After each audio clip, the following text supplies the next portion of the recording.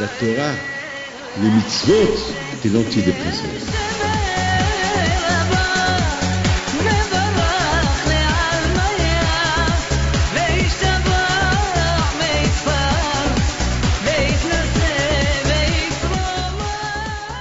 Bishut Marav Rabotai, Bishut Rosh Kolel. Et parce que je dois partir en Israël ce soir, B'ez Hashem. Donc c'est la raison pourquoi j'avance un peu. Jeudi, je vais de retour, mais je vais avoir beaucoup à faire.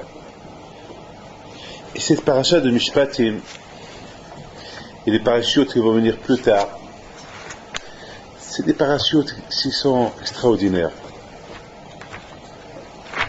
J'ai beaucoup parlé sur ces parachutes-là, mais il y a, par exemple, il y a le premier pasuk, Ve'ela Mishpatim Ashetasim Lifneim, Rashi sur place.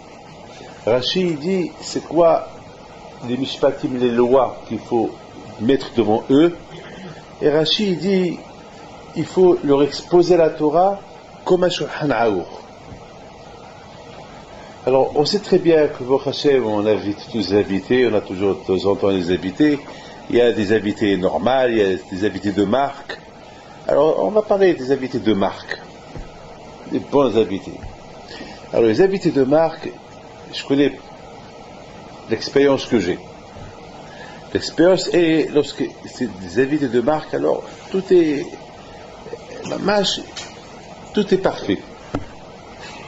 Par exemple, il y a 2 Shabbatot, quelqu'un nous a invités, il m'a dit, Rabbi David, une fois par an, je vous reçois, toute cette vaisselle, après Shabbat, on la garde pour l'année prochaine, c'est à vous. Voilà. C'est-à-dire, tu viens de Kilim, la vaisselle, c'est pour vous. Je dis, mais de temps en temps, vous ne l'utilisez pas pour quelqu'un d'autre? Non, Rabbi, que pour vous. Et pourquoi pour moi? Bon, ça c'est lui, ça est mon nom. Mais la Torah Hashem, il nous considère tous de marque. On est une marque déposée, on est une marque de bonne qualité et la meilleure qualité. Et c'est la raison pourquoi la Hachem, il dit à Moshe Rabbeinu, à Israël, il faut leur exposer la Torah d'une manière qu'elle est nette et claire. Il ne va pas avoir une hava amina, il ne va pas avoir une idée quelconque qu'ils n'ont pas compris ça. Pourquoi? Parce qu'Hachem Ishmor, si vous voyez dans Ben Ish Hai, il explique que même le Zohar, il dit sur cette paracha, c'est la paracha des Galgoleuta, c'est la paracha des Gilgolim. Quel rapport avec les Gilgolim dans cette paracha? Hachem Ishmor, ou un homme, il encaisse dans ce monde-là, ou bien c'est le Gilgul, revenir dans ce monde-là. Mais Ben Ish Hai, il dit que revenir dans ce monde-là, c'est pas aussi facile que ça. Il y a 4 sortes de Gilgulim. Il y a le Gilgul normal, que l'homme peut venir en réincarnation de quelqu'un qui parle, un juif, alors il peut réparer.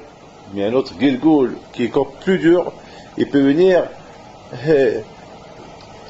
quelque chose qui pousse, sommeil, de la végétation, des arbres.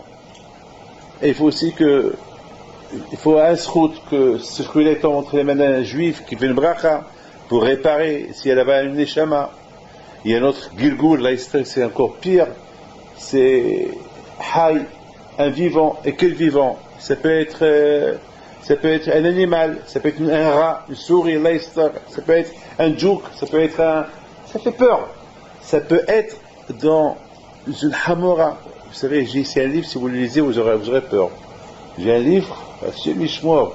Celui qui le lit, je sais pas, il peut être malade, avec de peur, de savoir de quelle sorte de Gilgul l'homme il va venir dans ce monde-là. Et peut-être une Behema Kshera. peut-être un pigeon cachère. Alors peut-être il va tomber entre les mains d'un juif qui va une baracha. Vous savez que j'étais en Autriche il y a quelques années. Il y a un hôtel, l'un des meilleurs hôtels 5 étoiles en Autriche, à Vienne. Et mon balabet m'a dit, Rabbi David, je veux te faire montrer un tombeau un peu bizarre. On arrive, c'était un cimetière juif qu'ils ont découvert, mais entre-temps, ils ont construit là-bas l'hôtel. Donc, derrière l'hôtel, il y a un petit carré qu'ils ont gardé là-bas des matzevot, des anciens 500. C'est l'époque de Orzaroua. Parce qu'il y a un des Rishonim qui s'appelle Orzaroua, il est enterré aussi par là-bas, j'étais pèleriné, on ne sait pas si c'est là-bas ou c'est pas là-bas. À Kolpanim, c'est incroyable. Je vous dis, une fois j'étais là-bas, alors et les Juifs, ils ont un safek. Est-ce qu'il est enterré là-bas, Orzaroua ou pas? Alors je dis, viens, on prend Téhélié Mono. C'est là ou c'est pas là. On a été dans un endroit, c'était pas là-bas. On a été dans un autre endroit, le Téhélié, c'était Orzaroua al Tzadik. Un passage qu'ils ont Téhélié, Orzaroua al Tzadik. J'ai dit, voilà, un passage, peut-être c'est là. C'est pas, je dis pas que c'est là, mais peut-être. À Kolpanim, on rentre à l'hôtel 5 étoiles, et on rentre. Je dis, quand vous avez un hôtel 5 étoiles, donc plein ville, quel cimetière? Mais vous voulez, le cimetière. Et finalement, derrière, il y a un petit cimetière. Vous étiez là-bas. Et qu'est-ce qu'il y a là-bas? Il y a là-bas un poisson. Il y a une matzeva d'un poisson. Un beau poisson. J'ai pris des photos. Un poisson. Un poisson. Je dis, c'est quoi ça? Pourquoi? Il me dit, celui-là, voilà, je raconte l'histoire. Elle dit, il y a quelque temps, une femme, la femme du Rav, elle a acheté un poisson le Shabbat. Et au moment qu'elle a voulu commencer à le couper, le poisson, il ouvre sa bouche, il dit, Shema Israël, Adonai Eloheinu Echad. Alors, le poisson, il dit Shema, la femme aussi fait Shema. Parce qu'elle a eu peur. Shema, Allah est peur. Mais elle a eu peur. Elle court. Sauf qu'il peut. Elle court. Son mari, il dit, qu'est-ce qu'il y a la Bible? Elle dit, il n'a pas cru. Elle dit, c'est pas possible, ne me dis pas ça. Il dit, attends. Il rentre, il voit le poisson, sa tête ouverte. Et dès qu'il voit, alors il dit, le rabbin, il dit à sa femme, donne-moi le couteau. Donne-moi le couteau. Il prend le couteau, il commence à couper. Encore une fois, le poisson, il dit, Shema Israël, Adonai Eloheinu, Adonai Echad. Alors le tzaddik, il a écouté, il a coupé, ils l'ont mangé. Tout avait été au courant de cette histoire. Et le soir, il rêve, le Rav, pas avec lui seul, avec beaucoup de rabbanim, le même rêve identique que c'était une neshama qui était Begilgul en réincarnation de ce poisson et que maintenant est arrivée à destination. Maintenant, elle a été réparée. Donc, qu'est-ce qu'ils ont fait pour ne pas oublier cette histoire-là? Ils ont ramassé ce qui restait du poisson et ils les ont enterrés là-bas. Ils ont fait un siman, ils ont fait un poisson là-bas. Comme siman que les gens ils savent à Shemishmo qu'il y a le Gilgulim. Il y a, lorsqu'on ne fait pas de Torah Mitzvot, si on a la chance, et on a fait une bonne teshuva, et une hématome, et si on n'a pas la chance, Hashem Ishmor, à la rigueur, je vais donner ce qu'ils disent, c'est mieux Gihinam que de retourner dans le Gilgul. C'est mieux d'aller en enfer et passer là-bas un an en train de toutes les souffrances de l'enfer, de Gihinam, que de retourner en réincarnation parce que ce Gilgul, on ne sait pas est-ce qu'on va réparer ou pas. Peut-être on va faire pire. Au lieu de réparer, on va faire encore des bêtises encore plus graves. Donc à la rigueur, c'est mieux chez Mishmor. Donc c'est la raison pourquoi on ne peut pas savoir. Et les Mishpatim, da parashta di galgeluta. Ça veut dire que celui qui ne respecte pas les mitzvot et les Mishpatim, il va être le Eved du Tzara, alors qu'il sache qu'il va retourner dans ce monde-là. Mais d'autre côté, l'homme qui fait attention, il n'a rien à craindre. Tout à l'heure, je suis en train de réfléchir. Voilà, tout mon shiur, il est sur quelque chose que je vais vous poser. C'est quoi la raison pourquoi Kadosh Baruch Hu, il veut tellement qu'on respecte chaque chose et chose? Et c'est ça, vous savez, c'est pas facile de dire que on ne peut pas dire qu'on a tout fait, on fait les choses bien. Peut-être on croit qu'on fait les choses bien, mais peut-être on ne fait rien du tout. Et peut-être ce qu'on fait on perd. Mais écoutez bien ce que je vais vous dire. je me suis posé question sur Hiskia Melech. Alors maintenant on va rentrer un peu dans les détails. Hiskia Melech, un jour il vient chez lui, Yeshaya, et lui dit, j'ai une mauvaise nouvelle pour toi. Il lui dit quoi? Il lui dit, sache que tu n'as pas Gan Eden. Toi qui es tzaddik, à l'époque de Hiskia Melech, il n'y avait pas un enfant qui ne connaissait pas les lois de la Torah. Tout le monde connaissait les lois de la Torah. Et Hiskia Melech, on vient chez lui, on lui dit, tu vas pas Ekalamba, tu perds et ce monde, dans quelques secondes, tu vas mourir. Il lui dit, Shaya, Tzabel Betecha, si tu as un testament à faire, fais-le. Quel Betecha, je sais pas, pour les gens proches. Il lui dit, pourquoi je dois mourir? Je suis jeune encore. Mais est-ce qu'il était jeune, très jeune? Pourquoi que j'ai fait de mal? Et en plus, tu me dis, j'ai même gagné, je ne sais pas. Pourquoi que j'ai fait? Il dit, parce que tu n'es pas marié. Je ne suis pas marié? Mais tu sais pourquoi je ne me suis pas marié? Ne crois pas que j'ai fait ça, des choses comme ça, bidon. Sache que j'ai une raison. Il dit, quelle est ta raison? C'est parce que j'ai vu, de la névoie, que je vais avoir des enfants Réchaïm. Et je me suis dit, ces enfants-là, ils vont énerver Hachem. C'est mieux que je ne me marie pas. Et j'apporte pas au monde 2 enfants qui vont être Réchaïm, qui vont énerver Akadosh Baruch Hu. Et d'ailleurs, j'ai vu dans une Gemara qui dit que Ménaché, le fils à Hiskia, était tellement rachat, même qu'il a vécu 150 ans avant la destruction de Beth Amikdash, à cause de lui, Beth Amikdash a été détruit, même qu'il a fait Teshuvah. Il a fait tellement du mal que même sa Teshuvah, il a causé le Chorma Beth Amikdash. Mais à quoi pas nous? Hiskia lui dit, mais tu vois, voilà pourquoi je ne veux pas marier, parce que je vais avoir des enfants Réchaïm. Il a dit, ça c'est pas ton problème, tu te maries. Il y a une mitzvah qui est dit pour au bout. Il faut se marier. C'est pas ton affaire si tu fais des enfants Réchaïm ou Tzadikim. Toi, tu te maries, tu apportes ces enfants-là. Et le reste c'est à Kadosh Baruch Hu. Ça c'est pas ton affaire, le reste c'est pas à toi. Alors il dit, alors donne-moi ta fille. Alors comme ça, je donne ma fille. Mais ça, tu ça fait, tu vas mourir. Et je vais donner ma fille pour la rendre. Il n'y a même pas le temps pour te la donner, parce que tu vas mourir.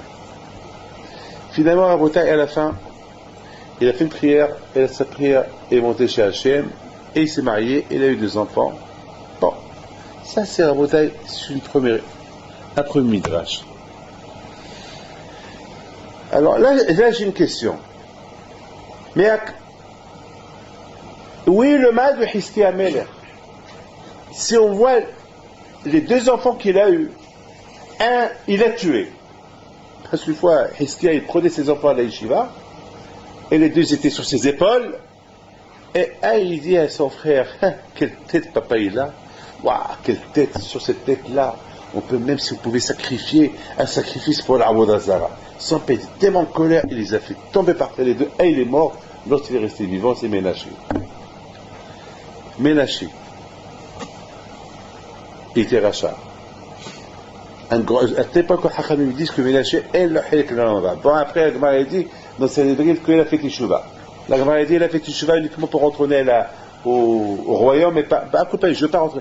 Mais, Herbotin, je me pose la question. Oui, le mal que Ménaché, que Hiskia, il ne se marie pas. Est-ce qu'il y a un problème? Est-ce qu'il y a un problème? Au contraire, c'est bien qu'il ne se marie pas. Hiskia.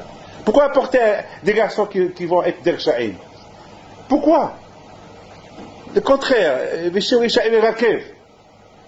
Estam apporter des gens mal, qui vont faire du mal. Pourquoi? Quelle raison? Non, il va être puni. La Gemara dit sur Shlomo Melech. On arrive à Shlomo Melech. Shlomo Melech, alav shalom, il a dit, la Torah a dit, il ne faut pas marier plus de 18 femmes. Moi, je peux marier plus. Et je ne vais pas fauter. Quelle est la raison pourquoi il ne faut pas se marier à beaucoup de femmes?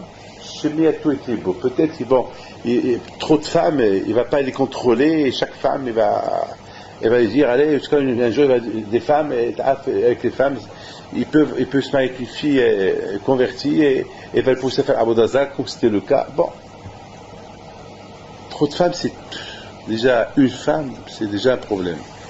Alors, trop de femmes, 18 femmes, Je ne sais pas où tu vas avoir la tête. 18 femmes. Chez les chevaux, 18 femmes. Et lui, il a eu 1000 femmes. 300 femmes officielles et 700 pilégués. 1000 femmes. 1000 femmes, comment il a fait? 1000 femmes. Je parle dans les détails.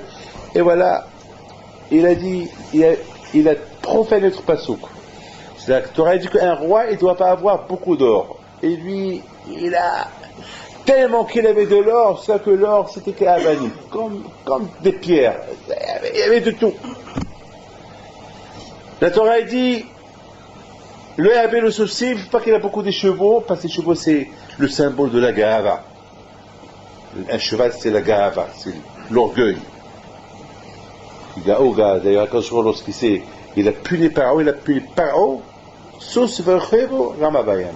Et le Sous, je me rappelle en Angleterre, je ne sais pas si vous étiez en Angleterre ou pas, il y a, comment la reine, chaque matin, il y a comment on appelle ça? Pardon? Le changement de garde. C'est impressionnant. C'est impressionnant. Tu vois, le changement de la garde, tu vois, tous ces chevaux, comment ils marchent, comment ils galopent, ils te regardent, ils tournent la tête, ils regardent. Et celui qui est sur le cheval, lui, c'est un qui se croit. Sous le rochevo, ça me rappelle pas, sous le rochevo, il se croit, c'est la gare, c'est très connu. Et, je te vois, il avait beaucoup de chevaux. Il a envoyé des gens pour élever les chevaux en Égypte. Donc, il a fait 3 avérotes. Le Aleph, il vient chez Akadosh Baruch. Il dit Hachem, Shlomo, biteloti. Shlomo, il m'a annulé. Toi, tu as dit lo yarbe. Toi, tu as dit non, il ne faut pas qu'il ait beaucoup de femmes. Lui, il a eu des femmes. Toi, tu as dit il ne faut pas qu'il ait beaucoup d'argent. Lui, il a eu l'argent. Toi, tu as dit il ne faut pas avoir beaucoup de soucis, beaucoup de chevaux pour ne pas retourner en Égypte. Lui, il a. Et quand tu as écrit l'eau, quand je vois il dit Biti, ma fille, Yubedu, Elef Shlomo, 1000 Shlomo, ils vont disparaître, mais l'eau, Aleph Echad, et pas Aleph de la Torah. Ça veut dire que pour moi, toi, c'est à toi. Alors aussi, 1000 Shlomo, mais Shlomo Meler, c'est un homme qui est tzaddik quand même. Il a eu 1000 femmes, il est resté tzaddik. Il a eu beaucoup d'argent, il est resté tzaddik. Il a eu beaucoup, il est resté. Pourquoi tu le punis? Vous savez, pour vous répondre à tout ça, je suis obligé de vous dire combien Nebuchadnezzar, le kavod qu'il a fait à Hachem, il s'est passé lorsque Hiskia Ameler, il a guéri. De le monde entier, on a entendu que Hiskia il devait mourir, et il a guéri. Et Akash il a changé, il a fait, il a arrêté le soleil 15 heures. 15 heures, le soleil n'a pas bougé.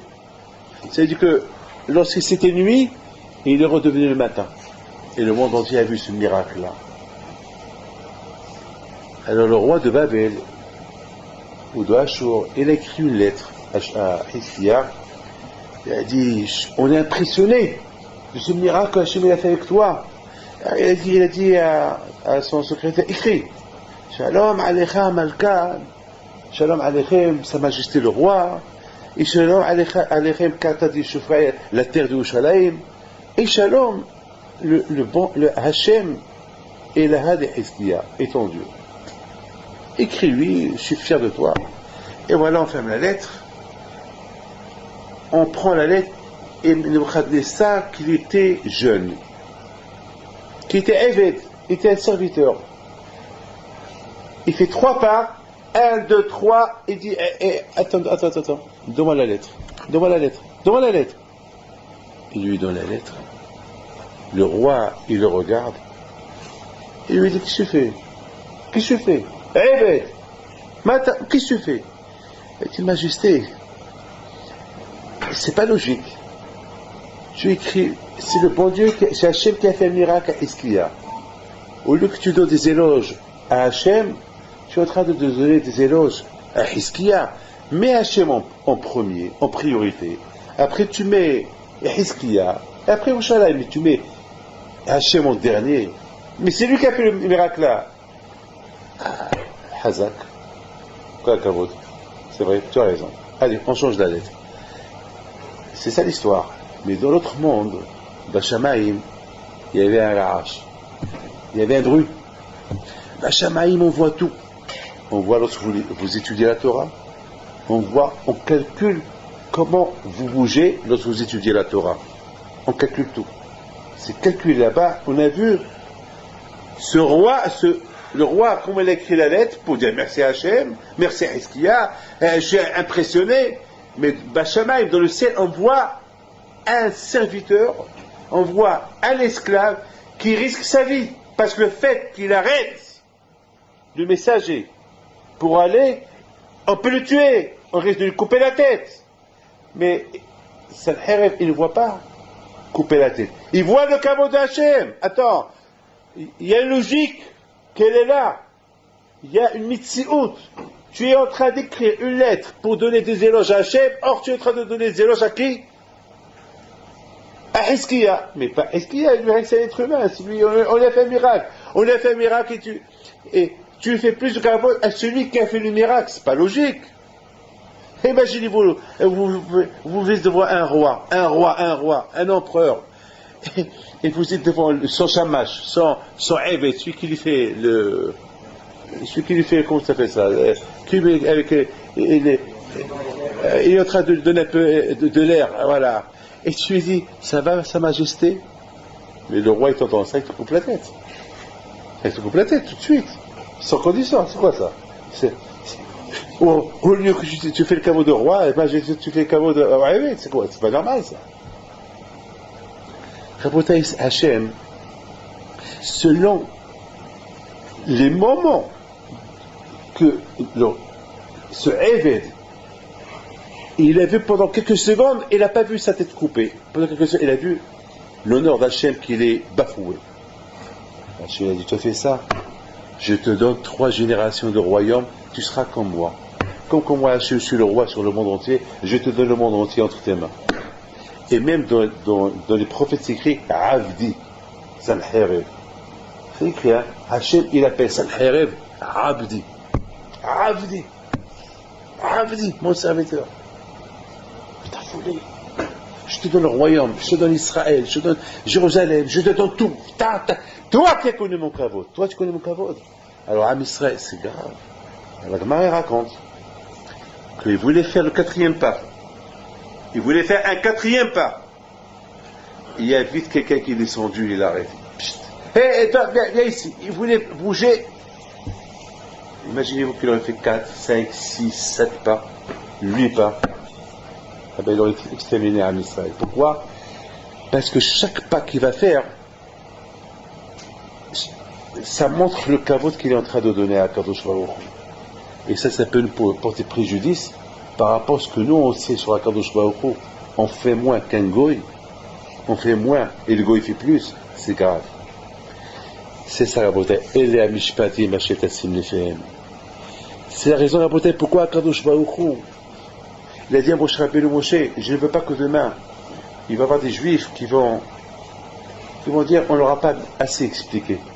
Il faut bien leur expliquer. Comme une table où il manque rien du tout. Il ne faut pas qu'ils aient Hachem Ishmor.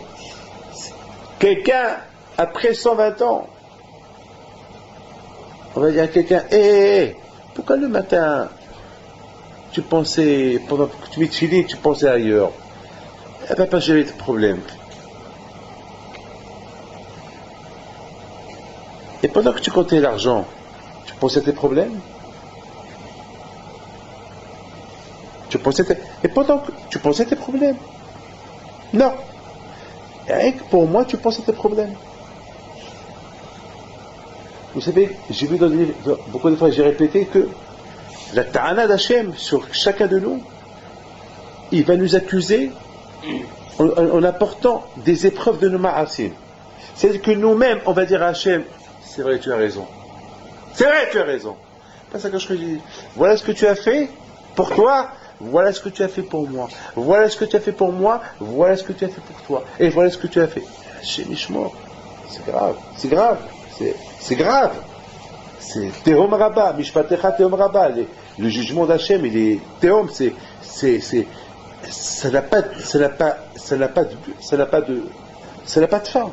Si Hachem il veut, ça n'a pas de fin. Et c'est la raison pourquoi que je voulais dire au Shabbat, Eleh Mishpatim, Asher Tassim Lifnehem. Il faut leur étaler, comme ça ils comprennent tout. Écoutez bien, je ne vais pas trop tarder, mais je voudrais vous dire quelque chose. C'est quoi la gravité de la chose? Quand je vois le Zohar, il dit, Kocha Berichu, Istakel Beoraita ou Bara Alma. Ça veut dire que Hachem il a créé le monde en regardant la Torah. Ça veut dire que Hachem il a ancré la Torah dans le monde.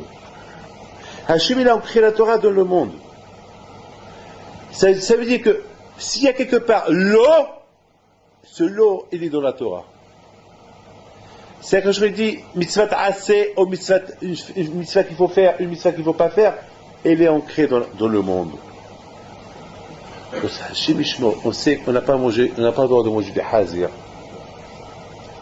Alors, le monde, il sait que je suis juif, là où je marche. Là où je marche, il sait que c'est moi David Pinto qui marche. Il sait, la terre elle sait. C'est grave ce que je veux dire. Je donne la parole d'honneur. Ce que je suis en train de vous dire, ça me fait peur à moi-même. Mais je ne peux pas ne pas vous le dire. Vous savez que Adamat So'eket, la terre elle crie lorsque l'homme y faute. La terre elle dit Hey Reuben, hey Shimon, hey Yehuda. Mais tu te rends compte? Mais tu es fait avec mon sable. Et Hachem, lorsqu'il t'a créé, il t'a créé avec des mitzvot assez et mitzvot assez de mon sable. Et tu fais le contraire. Ça fait peur. Ça fait peur.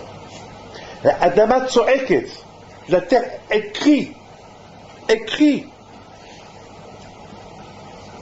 Vous savez que beaucoup de fois on dit que la terre ne veut même pas accepter le Shaïm.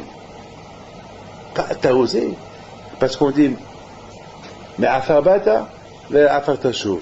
Mais la Torah ne veut pas accepter. Il a fait le Hachem, il fait jurer la terre, accepte-le. C'est pas grave. Il est rachat, accepte-le. Mais la terre ne veut pas accepter. La terre elle veut vomir. Elle veut revomir ce tombeau-là, ce monsieur qu'on a enterré. Elle ne veut pas. Mais Akashkoya Gazarali, Akashkoya a dit, tu es obligé d'accepter. Ça fait peur. Là où c'est écrit l'eau, ne fais pas. Et toi tu fais, la terre, on met la terre en danger. Que tu sois mon cher Abeno, que tu sois Shlomo Meler, que tu sois Hiskia Meler, que tu sois ce que tu es, la Torah, elle a été donnée pour tout le monde. Toi, Hachem t'a dit, Hiskia, marie-toi. Qui es-tu pour dire non, je ne me marie pas parce que je vais avoir des Shaïm? Non, tu es Misaken Haolam, tu rends le monde en danger. Tu mets le monde en danger. Toi, Shlomo Meler, tu as dit, je peux avoir 1000 femmes et je ne vais pas fauter. D'accord, mais la Torah elle a dit non. La Torah elle a dit non. C'est vrai, Shlomo Meler dit tzaddik, Shlomo Meler. Mais avec tout ce qu'il a fait, c'est tzaddik, Shlomo Meler. Mais la Torah, elle n'a pas été donnée que pour ceux qui ont les tzara. Non, la Torah, il faut l'appliquer pour tout le monde. La Torah, c'est pour tout le monde. Je voudrais vous dire quelque chose ce matin. J'étais Sandak, quelque part ce matin. Et on est arrivé beaucoup en retard. On est arrivé 1 heure presque en retard. 1 heure. Il y avait un monde fou. Mais c'est un monde... Bon, c'est un monde... C'est des juifs. Mais je vous donne la parole d'honneur. C'est des juifs qui ont tous des affaires, des jeunes. Et on arrive 1 heure. Et alors, j'ai cru peut-être les jeunes vont partir. Attends, au lieu qu'on arrive à 9h, il est arrivé à 10h moins 10. À 10h moins 10, c'est beaucoup pour les gens qui travaillent sur le 16e. J'ai cru qu'on allait me crier. Alors j'ai dit à Marciano, appelle-le, dis qu'ils ne nous attendent pas. Qu'ils ne nous attendent pas. C'est qu'ils font le Brit Mila. Parce que, c'était. C'est Satan, on n'arrivait pas à approcher, on ne pouvait pas. Et il appelle, il dit non, c'est pas non, on vous attend. On attend, on arrive 1 heure après. Je suis un peu gêné. Et je rentre à Boutaï et je vois tout le monde qui sourit. Tout le monde qui était content. Bon, après, les gens après ils viennent pour recevoir le bracha.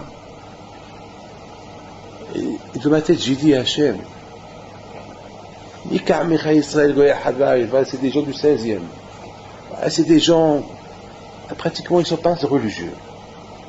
Mais regarde cette mitzvah là, combien ils aiment cette mitzvah. Regarde combien ils aiment cette mitzvah. Ils sont prêts à attendre.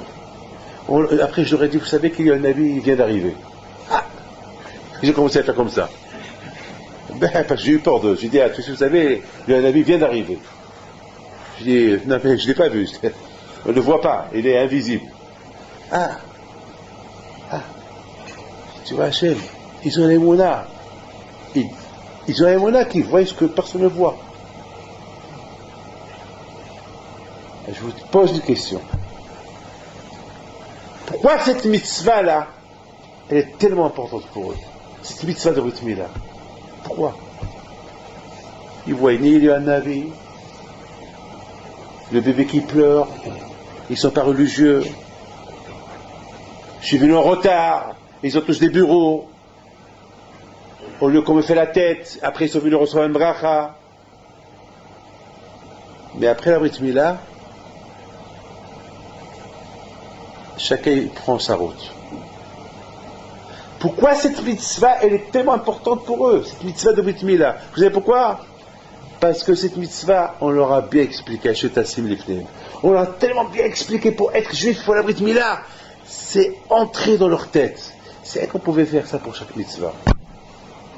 C'est vrai qu'on pouvait en faire ancrer chaque mitzvah dans la tête du juif. Eh bien, ils vont faire comme la Brit Mila. C'est tout, hein. C'est parce qu'on leur a tellement fait un bourrage de crâne sur cette mitzvah de Brit Mila que pour eux, cette mitzvah de Brit Mila, c'est la même. Je suis prêt à donner n'importe quoi pour cette mitzvah-là. Il n'y a pas que celle-là. Il y a plein. Il y a plein de mitzvahs. Il y a le Nesser, ne pas boire de vin pas cachère. Il y a plein de mitzvot. Il y a beaucoup de mitzvot. C'est là, on nous l'a bien expliqué. Hachel Tassim Lifnehem. Vous avez mis une chose dans la tête. Je vous ai raconté l'histoire de Nebuchadnezzar, parce qu'il a fait un peu de kavod à Hachem. Hachem lui a donné 3 générations de royaume, et je vous ai raconté le onesh, la punition qu'il a eue, le roi Hiskia et le roi Shlomo Melech, parce que ils ont pensé faire une mitzvah. Mes amis, écoutez très bien. Vous savez c'est quoi être riche et ne pas fauter? C'est un grand état, hein. Avoir 1000 femmes et ne pas dériver, c'est un grand état. Contraire, on devait donner à Shlomo Melech une médaille. Oui, parce que Shlomo, tu es riche, tu as des milliers de chevaux, et tu es tzaddik, tu es milliardaire, tu es tzaddik, tu as 1000 femmes, et tu es tzaddik. On doit te donner une médaille, parce que toute la raison pourquoi Hachem il interdit au roi de ne pas être riche, et ne pas avoir trop de femmes, et ne pas avoir beaucoup de chevaux, pour ne pas dériver. Et toi tu n'as pas dérivé. Le contraire, tu as écrit un livre qui s'appelle Michelet, tu as écrit Shirash Shirim, et tu as écrit Kohelet. Il a écrit aussi un livre de quoi? Donc qui peut me dire? Un livre de Refoua. Un livre de Refoua. Ceux qui étaient malades, c'est pas la peine d'aller chez le médecin. On allait chez le Cohen. Cohen, celui-là, il a resté le cancer. Pour le cancer, tu lui donnes l'antibiotique. Tu lui donnes ça, il est guéri. Il est guérissé. Ça, c'est Shlomo Melech. C'est lui qui a écrit ce livre-là. Et Shlomo Melech, il a donné des halachot. Il y a 2 halachot connus. Donc, il peut me dire, c'est lui, c'est Shlomo Melech qui a porté cette halakha. Et la deuxième halakha, Nitilat Yadayim. C'est Shlomo Meler. Pour vous dire que Shlomo Meler, c'est oui, c'est élève chez Shlomo Meler. Pour ne pas être métamé la trouma, à cause de la trouma. Parce que chacun qui est tamé, il touche la trouma, oh, la trouma, et pour ne pas, la trouma c'est caché, c'est taror de la trouma. C'est de la folie, ça. Et malgré tout, Rabotai, Shlomo Meler, parce qu'il a profané, parce que lorsque la Torah est dit, la Torah, on ne peut pas la changer. Asher Tassim Lifnim. Voilà la Torah. Elle est inchangeable. Il ne peut pas venir un Rabbi Haim Pinto, ou un Hizkia Meler, ou un Pléouchoua, ou un Rabbi Akiva Eger. Il va dire, moi je suis Rabbi Akiva Eger. Je raconte une belle histoire sur Rabbi Akiva Eger. Une fois, c'est l'histoire que j'ai eue cette semaine. Hein. Mais je ne suis pas Rabbi Akiva Eger, je vous le dis. Mais j'ai beaucoup pensé à lui. Et j'ai menacé une personne, comme qu'il a menacé Rabbi Akiva Eger à une personne. Il y avait quelqu'un qui ne voulait pas donner le guet à sa femme. Vous connaissez l'histoire, hein? Il ne voulait pas donner le guet à sa femme. Et la femme est chez Rabbi Akiva Eger, et Rabbi Akiva Eger convoque le monsieur, un monsieur rachat, qui fait des bêtises. Il a convoqué, il a dit, viens ici. Il a dit, donne le guet à ta femme. Il a dit, non, le guet, je ne lui donne pas. Ouais, l'homme, je ne lui donne pas. Qu'elle crève. Elle va rester comme ça, vieille. Et moi, je vais aller me marier quelque part d'autre. Et moi, elle a dit, je ne lui donne rien du tout. Et elle a commencé. Rabbi Akiva Eger, il entend, très bien. Alors, tu ne veux pas donner le guet à ta femme. Alors, réfléchis, je t'en prie, réfléchis. Il n'y a rien à réfléchir. Ouais, l'eau, je ne lui donne pas. Rabbi Akiva Eger, il appelle, il dit, viens. Je vois que tu es têtu. Tu sais que ta femme, elle devient divorcée de toi par deux moyens. Ou tu lui donnes le guet, elle est divorcée de toi, ou bimitaka Baal, ou tu meurs, tu crèves. Tu vas mourir, elle va devenir almana, elle peut marier quiconque elle veut. Il a dit avant, eh bien, que je ne lui donne pas. Maintenant, pour la deuxième chose, je n'y crois pas. Tu n'y crois pas? D'accord, tu ne crois pas. Et la nuit, il est mort. La nuit, il est mort. Si vous allez chez Rabbi Akiva Eger, le monsieur là qui a pas voulu, il est mort. Elle a dit, ah ben s'il est mort, parce qu'il n'a pas donné le guet à sa femme. Ça, cher Abotai. Il y a la mitzvah, et cette même semaine, j'ai eu un problème avec quelqu'un, et j'ai raconté cette histoire.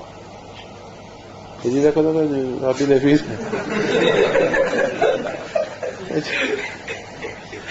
J'ai raconté cette histoire. Il a eu peur. J'ai dit, bon, je sais que je connaissais cette histoire. Parce que si je ne connaissais pas l'histoire, j'aurais un problème avec. Et c'est ça, Rabotai. C'est ça, le pasouk. Asher Tassim Lifnehem. Ça veut dire, écoutez bien, c'est que lorsque la Torah, elle a donné une mitzvah, il faut que chacun de nous, il a l'obligation de comprendre la mitzvah. Ça veut dire que si la Torah est dit que si ça ne marche pas, il faut donner le guet, il faut donner le guet. Ne cherche pas les chokhmot, ne cherche pas à être intelligent, il faut donner le guet. Lorsque tu veux te marier, il y a des lois comment se marier. C'est pas comme tu veux. C'est pas comme tu veux. Birkat Hamazon, c'est ça les halachot de Birkat Hamazon. Asher Tassim Lifnehem. Et tu peux pas venir et dire, eh ben moi je vais faire une... Non, il n'y a que la halakha, ce que Aruch dit. Ce que Hachamim ils disent. Il n'y a que ça qui marche. C'est pas toi qui vas venir inventer. Ah, tu vas me porter la halakha. Non, ça ne marche pas comme ça. Ça ne marche pas comme ça. Asher Tassim Lifnehem. Donc Shlomo Meler, il voulait un peu donner sa propre explication selon sa chokma. Quand Joachim a dit, je ne suis pas d'accord avec toi. La Torah a dit, l'eau, c'est l'eau. On ne marie pas plus de 18 femmes. Kahena avec Kahena, c'est tout. Tu veux faire plus, alors tu vas être puni. Chaque lettre de la Torah, elle est importante. Alors peut-être je voudrais simplement finir avec une belle chose que je vais vous dire. C'est écrit Vayabo Yitro El Amidbar. Comment c'est écrit? C'est écrit, je sais pas, je ne rappelle pas comment c'est écrit. C'est écrit comme ça. Ah voilà, non. C'est écrit comme ça. C'est super. C'est écrit Et voilà. ויבוא יתרו חוטא משה ובניו ואשתו אל משה אל המדבר. אל המדבר. La question elle est grande. אל המדבר. C'est quoi אל המדבר? Et Rashi, אל המדבר, Rashi pose une question.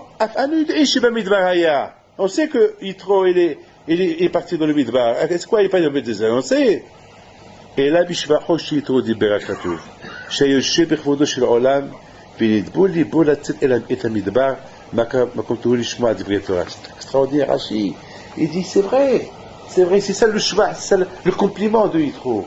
Que dans le désert il n'y a rien du tout, il est parti pour apprendre la Torah.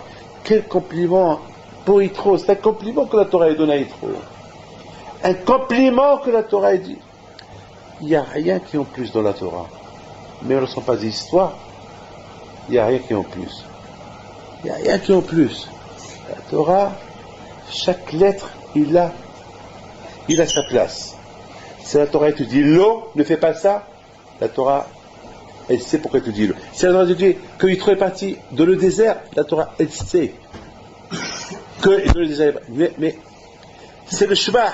C'est-à-dire que Yitro était super bien dans sa villa à Midian, il a tout laissé pour aller étudier la Torah.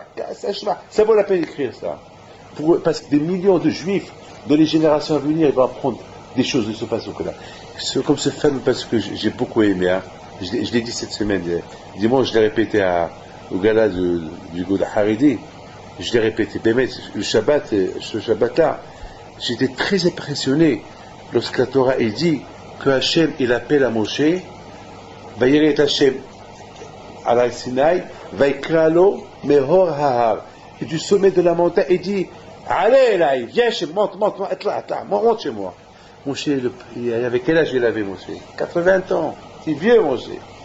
Il monte, avec son bâton, le bâton de Moshe, et voilà, il monte, il arrive au sommet de la montagne. Il attend. Moi j'imagine, j'adore imaginer. Et voilà Moshe Rabbeinu alav shalom avec tous les kavanot, chaque pas qu'il fait, il monte. Je monte pour accomplir la volonté d'Hachem. C'est quoi la volonté d'Hachem? Il veut que je monte. Il veut que je monte. Il monte. Yes, Ken, oui. Et Akash Baruch Hu lui dit, Lecheret. Redescends. Quoi, tu me dis de monter pour me dire redescends? Oui, va leur dire, dis aux Juifs qu'ils ne touchent pas à la montagne, qu'ils ne montent pas. Moshe dit, Hachem, tu m'appelles pour ça, mais j'aurais déjà dit.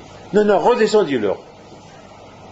Moi, bébé, ça m'a troublé cette phrase-là. Pourquoi Hachem il n'a rien à faire? Il fait monter Moshe là-haut pour lui dire descends. Mais Hachem, il parle avec Moshe de partout. Moshe peut être, je ne sais pas, dans le métro, je ne sais pas, à 1000 mètres de profondeur, et Hachem va parler qu'il va l'entendre. Et Hachem, il dit à Moshe, monte, pour lui dire redescends. Mais de là-haut, tu dis à Moshe, dis aux Israël qu'ils n'approchent pas. Point final. C'est pourquoi déranger Moshe? La réponse, elle est nous, on se pose des questions. Oui, mais David Pinto, il pose une question, ou pas? Eh bien, Moshe Rabbeinu, il ne sait pas poser cette question. Et moi, je suis on dit en arabe, vdolé. Vous savez ce qu'est vdolé? C'est quoi vdolé? Je me mêle des choses qui ne me regardent pas. Parce que Moshe ne sait pas poser cette question. Pourquoi moi, je me pose cette question? Pour Moshe, il n'y a pas de question. Je me mêle des choses qui ne me regardent pas. Parce que Moshe Rabbeinu, alav shalom, il est monté. C'est Hachem qui l'a appelé. Eh bien, il est heureux. Tu veux que je monte chez toi? Je vais monter, voilà, je monte. Et Hachem lui dit, j'ai pas besoin. Non, redescends. Ben, je redescends. Pas de question. J'exécute tes ordres, Hachem. C'est ça, Hachem tassim lefnehem. Justement, quand je vous sait que nous, c'est pas des gens qu'on va exécuter tout ce que Hachem il veut de nous. C'est pour ça Hachem il a dit, Moshe Rabbeinu, étale-leur la Torah, explique-leur chaque lettre, chaque mot. Jusqu'à quand Rabbi Akiba il est venu, il a été trop loin, il a commencé, il a fait des hidushim sur les taggines, sur les petites lettres, il n'a pas laissé une lettre de la Torah que Rabbi Akiba il l'a pas couronnée.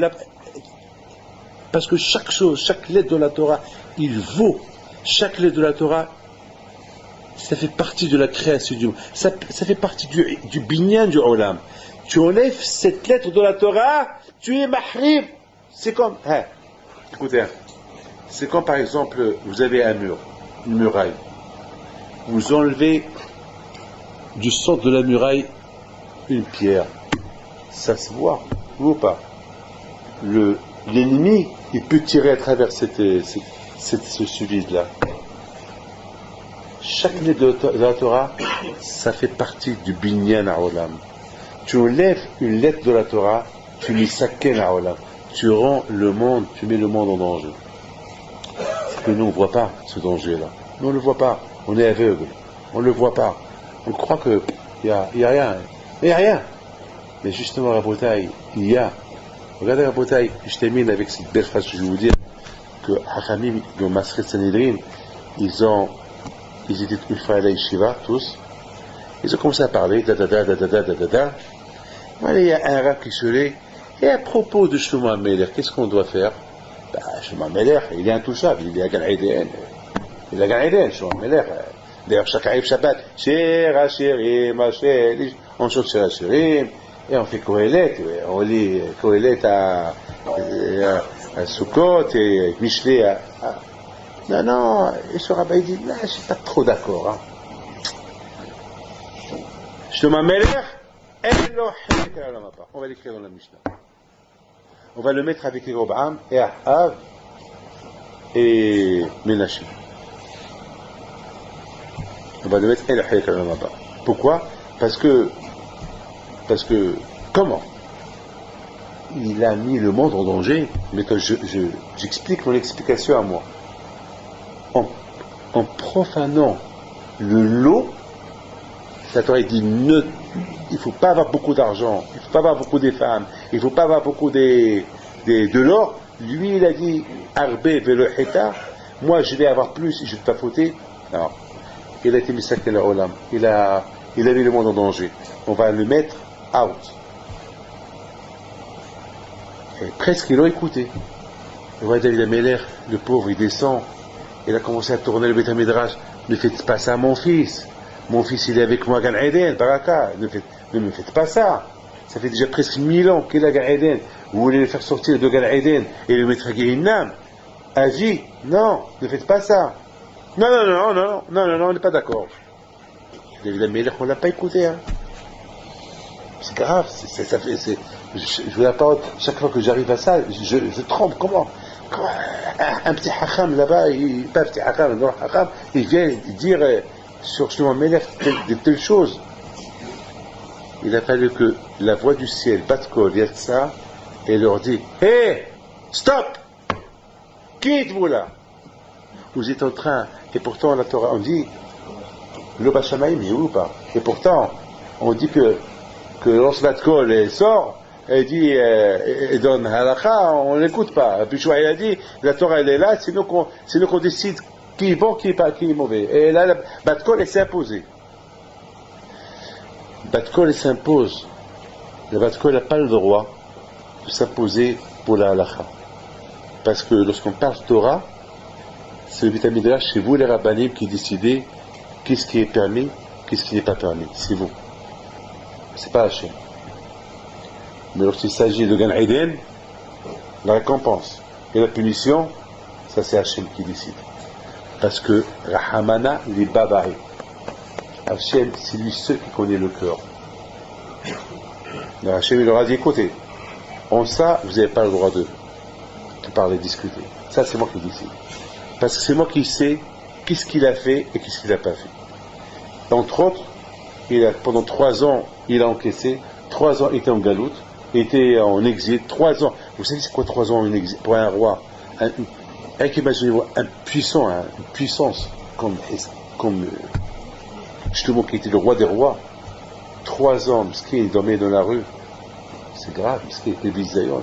Quelle vision tu l'as eu? Une fois, il y avait un riche qui dit, ah, je me rappelle, ah, c'est là comment tu étais, ah, je me rappelle une fois, à Yerushalayim, comment tu rentrais avec blanc, et les tambours, dis-moi, c'est pas que tu avais 1000 femmes, c'est vrai.